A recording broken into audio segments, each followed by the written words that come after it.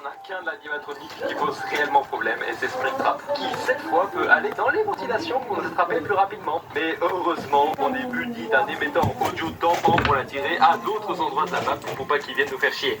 Oui, c'est bizarre, je sais, et oui, du coup, c'est un immense pédophile, mais il n'y a pas que lui dans cette partie, il y a aussi les animatroniques fantômes qui, eux, ne nous tuent pas vraiment, mais viendront nous causer plutôt des pannes de ventilation audio et vidéo si on les évite pas, par exemple, dans les caméras ou en face de nous. Et si on ne répare pas ces pannes rapidement, Springtrap viendra nous faire un petit câlin. Bon, dit comme ça paraît compliqué, mais avec quelques petites astuces, ça rend le jeu très simple. On commence donc avec la première nuit qui sert de tutoriel, donc elle passe assez vite. Et ça commence réellement à la nuit 2. La technique qu'on raconte, à utiliser pendant toutes les nuits, c'est de faire balader Springtrap entre les câbles 8, 9 et 10 avec le leur audio. Donc honnêtement, le gameplay pendant tout le speedrun devient plus une partie d'attrape-gosse, vu qu'on ne fait que tourner en rond avec une boîte gamin. Ce qui fait que malgré quelques fails que j'ai eu à côté des animatroniques fantômes, je finis le jeu en 54 minutes avec le dernier mini de l'opus. Allez, viens par là, toi.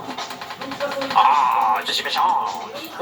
Voilà, bravo à ton mec. Déjà toi tu viens de te désintégrer comme une grosse merde. Bon, est-ce qu'il est 81? Est-ce qu'on passerait pas à Super Night Freddy's 4?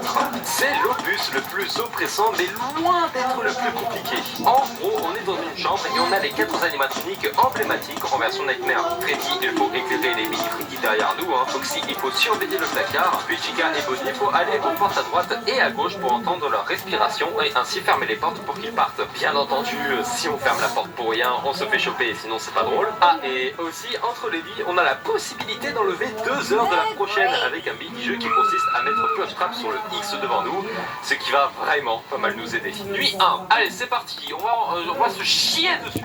Les 3 premières nuits sont honnêtement pas très compliquées. Bon, je dis ça, je me prends un jumpscare de Chica et Cupcake, mais ça faut pas le dire. Et entre temps, je prends le temps de placer Flush Trap sur le X pour faire 2 heures de moins sur la prochaine nuit. La 4e nuit, je la passe sans souci.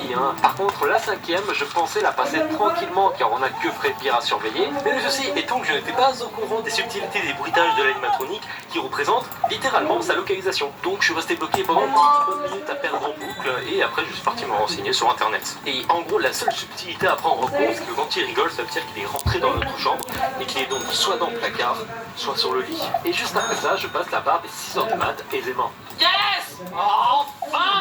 Putain, 1 heure pour FNAF 4 quand même. Putain. Bon, j'ai fini FNAF 4 en moins d'1 heure, ce qui fait qu'on a fini les 4 premiers FNAF en un peu moins de 4 heures. Sauf que c'est loin d'être la fin du challenge. Il est temps de passer un de plus qui m'a